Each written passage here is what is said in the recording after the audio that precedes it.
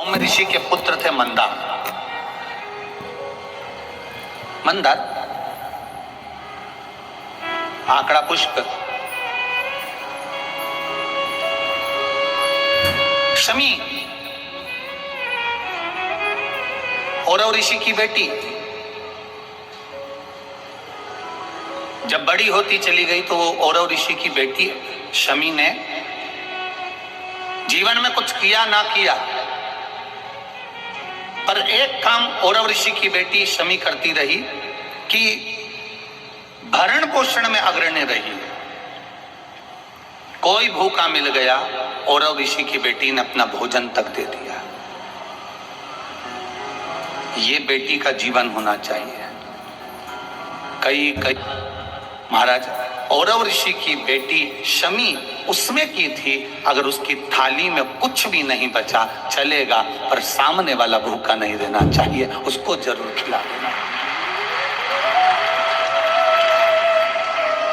ये बड़े विचित्र शब्द हैं, जरा शिव महापुराण के, इसको समझ लेना कि शमी का पेड़, जिस शमी की पत्ती में कांटे होते हैं, जिस बेलपत्र में कांटे होते हैं, और जिस आंकड़े को मंदार के फूल में वो दूध होता है कि आंख में चले जाए तो आंख बेकार हो जाती है, वो दूध होता है जो जहर का काम कर जाता है, ये सब शंकर भगवान को चढ़ रहा है। शमी जिसमें कांटे हैं, बेलपत्र जिसमें कांटे हैं, मंदार का फूल जिसमें जहर भरा पड़ा है, धतूरा जिसमें जहर भरा पड़ा हुआ है, ये शिव को क्यों समर्पित है? ये शंकर को क्यों चाहिए? ये शंकर के पास क्यों जा रहा है?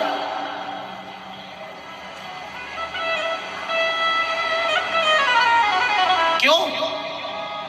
उसका एक कारण है, सत्य बोलने वाला हमेशा बुरा होता है, हमेशा बुरा होता है। और वो सत्य बोलने वाला व्यक्ति, शमी कांटों में रमी हुई है, लदी हुई है, पर भाव शुद्ध है उसका, भाव गड़बड़ नहीं उसका। मंदार धौम्य ऋषि का पुत्र, यहां कड़ा मंदार धौम्य ऋषि का पुत्र। कई लोग पूछते हैं, गुरुजी आपने एक बात कही कि तुमरुका जी का नाम लेकर सफेद आंकड़े की जो जड़ होती है, शिव जी का उसका स्मरण कर कर 21 बार कमर में बांधा जाता है उसको। नारी का जो रजो धर्म होता है उसके कौन से दिन? 7वें दिवस।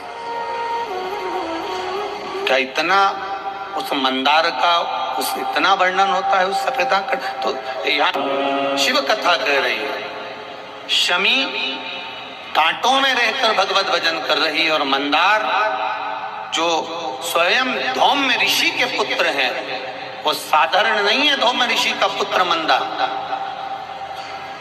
वो आंकड़ा साधारण नहीं है,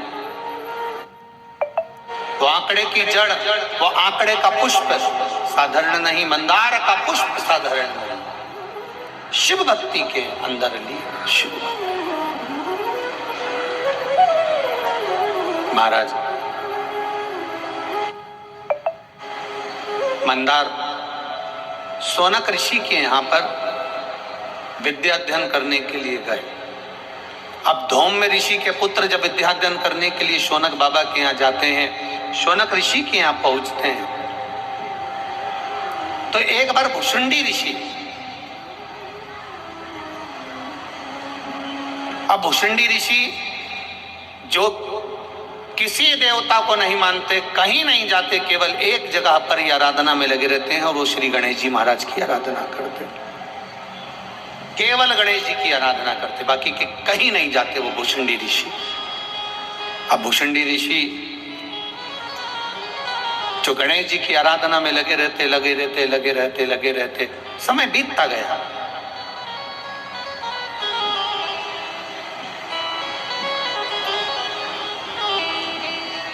बहुत लंबा समय निकल गया गणेश जी की आराधना करते करते।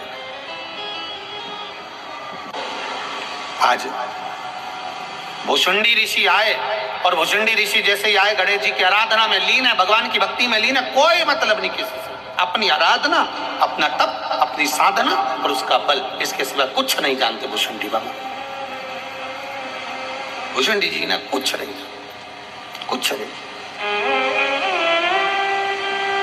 ऐसी तप साधना श्री गणेश जी महाराज की करी।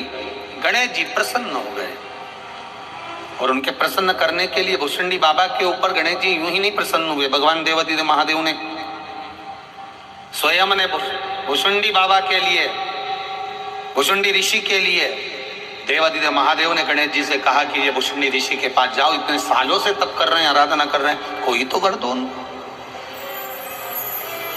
जाओ तप साधना के लिए, उनको प्रसन्न होकर वर दीजिए। भुषुंडी बाबा के पास में, भुषुंडी ऋषि के पास में श्री गणेश जी महाराज पहुंच गए और गणेश जी महाराज ने भुषुंडी ऋषि को देखकर तुरंत कहा, आपको क्या वर दूं मैं? शिव महापुराण की कथा कह रहे हैं। मंदार, शमी दोनों का मंगल विवाह हुआ। मंदार और शमी दोनों का मंगल विवाह हुआ, दोनों का मंगल विवाह। और दोनों का जब मंगल विवाह हुआ, दोनों का विवाह होने के बाद में दोनों घूमते हुए भ्रमण करते जा रहे थे। भ्रमण करते जा रहे।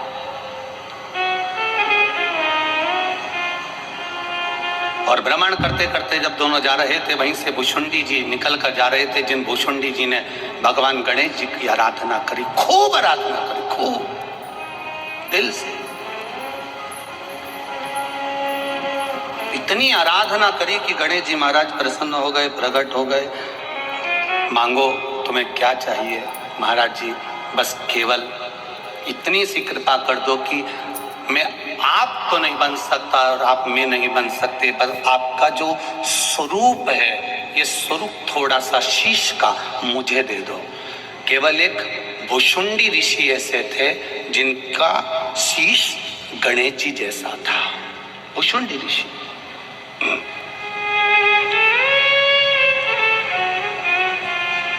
जिनका शीश गणेश जी जैसा था।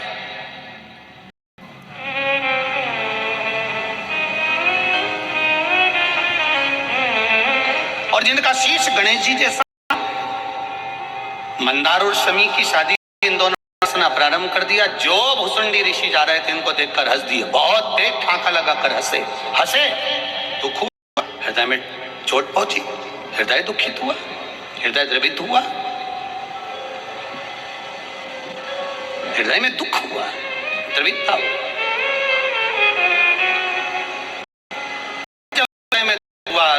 हुई, कुछ दुख हृदय में जब, तब भुषुंडी बाबा ने क्रोध में आकर कह दिया, ए मंदार, शमी, मैं तुम्हें श्राप देता हूं। मंदार और शमी, मैं तुम्हें श्राप देता हूं कि तुम दोनों जड़ हो जाओ, वृक्ष हो जाओ।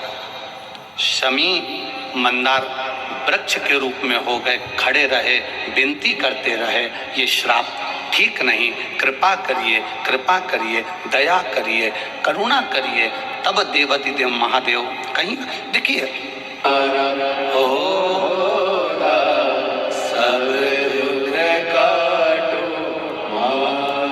मंदार और शमी ने, दोनों ने मिलकर भगवान शिव की आराधना करी और देवादिदेव महादेव ने वर दे दिया, सुनो शमी और सुनो मंदार, यदि कोई भूल से भी आपकी पत्ती, आपका पुष्प मुझे समर्पित कर देगा, सुनो मंदार, सुनो शमी, अगर कोई भूल से भी आपकी पत्ती, आपका पुष्प मुझे समर्पित कर देगा, उसे हजारों अश्वमेध यज्ञ के स्नान का जो पुण्य होता है वो एक क्षण में प्राप्त होगा। हजारों अश्वमेध यज्ञ का पुण्य, हजारों अश्वमेध यज्ञ का पुण्य एक क्षण में प्राप्त होगा। ये मंदार, ये शमी, हजारों अश्वमेध यज्ञ का पुण्य एक साथ। शमी की पत्ती देखिए आप लोगों ने, जम के तो बोले जरा, देखिए। मंदार पुष्प भी देखा हुआ है। अब शमी की जो पत्ती होती है, उस शमी की पत्ती को भगवान देवाधिदेव महादेव पर चढ़ाने का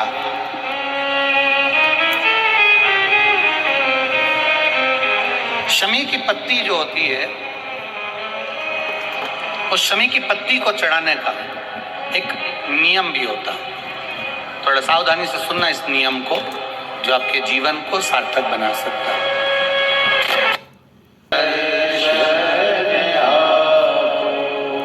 शमी की पत्री को चढ़ाने का एक नियम है, बड़ा सुंदर नियम, आपके जीवन में उतारने लायक।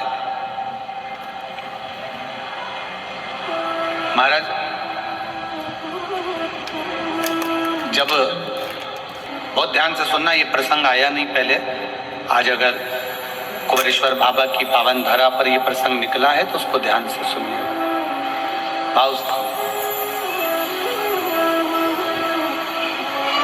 पत्ती, शमी की जो पत्ती होती है, उस शमी की पत्ती को कब, कैसे और कहां चढ़ाना चाहिए, और शमी की पत्ती का फल क्या होता है, वो भी अभी हम समझ लें उसको। शमी की पत्ती,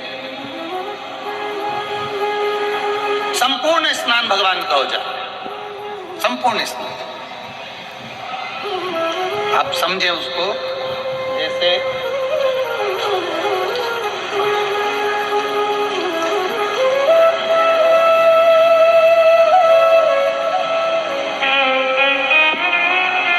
जलाधारी, जल निकल कर जाने का स्थान, गणेश, कार्तिकेय, अशोक सुंदरी, जलाधारी मतलब माता पार्वती जी का हस्त कमल, शिवलिंग, शिव का स्वरूप, ऊपर जो जलाधारी लगी है उसमें से एक एक बूंद जो पानी नीचे गिर रहा है, जो पानी नीचे गिर रहा है, शिव जी की बेटियां जया, विषहरा, दौतली, देव, शिव जी की पुत्री बेटियां। अब जब देवाधिदेव महादेव को शमी का पत्ता चढ़ाया जाता है, कब चढ़ाते हैं? जब आपने संपूर्ण जलाधारी को हाथ से साफ कर दिया हो, शिवलिंग पर जल चढ़ा दिया हो, शिवलिंग का पूरा श्रृंगार आपने कर दिया, संपूर्ण श्रृंगार देव महादेव हो गया, संपूर्ण श्रृंगार, बाबा चंदन का लेपन, अभी बेलपत्र, धतूरा, जो भी तुम्हें चढ़ाना है सब कुछ तुमने चढ़ा दिया, सारा श्रृंगार मेरे देवाधिदेव महादेव का हो गया। तब की पत्ती को मां जगत जननी की जो जलाधारी है उस पर मात्र स्पर्श कर शिव के शिवलिंग आखिरी में अर्पित करना चाहिए, जिससे मन की जो कामना है वो मां जगत जननी देवाधिदेव महादेव से उनके कानों में श्रवण करा। शमी पत्र का एक बात और स्मरण में रहे, शमी पत्र की बहुत एक बात और अपने स्मरण में लीजिएगा। शमी पत्र बहुत है, जब लगे आपको कि दरिद्रता बहुत ज्यादा है, किराया तक नहीं है, मैं कैसे जाऊंगा, कैसे उस महादेव के दर्शन पाऊं, कैसे उसकी चौखट पर जाऊं, कैसे उसको नमन करूं, तब उस जगह पर आप एक बेलपत्र, जहां से जलाधारी बहती है उधर एक बेलपत्र, जहां जलाधारी के ठीक विपरीत की स्थिति में, और 7 शमी पत्र मेरे महादेव के ऊपर, केवल आपके हृदय की बात कहते हुए शमी पत्र और बेलपत्र इस तरह से समर्पित। पहले ध्यान रखना, पहले पूरा श्रृंगार, स्नान, पूजन, चंदन, अक्षत, गुलाल, अबीर सब हो जाए, उसके बाद की बात है ये, उसके बाद की बात। एक बेलपत्र इधर, एक बेलपत्र इधर, और उसके ऊपर 7 शमी पत्र के पत्ते एक एक कर कर चढ़ाना, पूरे इकट्ठे कर कर नहीं, एक एक कर कर बाबा से विनती करते हुए। कांटों से भरी हुई शमी है जिसको तूने निहाल कर दिया, मेरी जिंदगी भी कांटों से कम नहीं है, मैं जानती हूं तो मुझे भी निहाल कर देगा, तू मुझे भी निहाल खा। एक मंदार, एक शमी, दोनों में बल, दोनों में बल है। करो शिव की आराधना। जितना फल बेलपत्र को चढ़ाने पर प्राप्त होता है, जितना फल बेलपत्र को शिव को समर्पित करने पर प्राप्त होता है, वैसा ही मां पार्वती जी ने, देवाधिदेव महादेव ने शमी को, जो कि औरव ऋषि की पुत्री हैं, मंदार जो कि धौम्य ऋषि के पुत्र हैं, इनको स्वयं शिव ने वर प्रदान किया है। शिव ने, भगवान शंकर,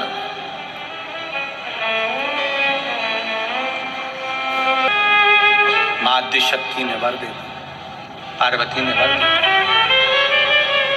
सुनो, मां पार्वती जी शमी को कह रही हैं, सुन शमी, सुनो मंदार, देवाधिदेव महादेव ने तुमको वर दिया है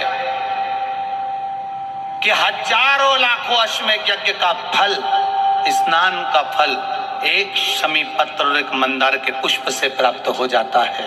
अब मां पार्वती भी शमी को, मंदार को वर प्रदान कर रही है। ये मां है, ये माता है।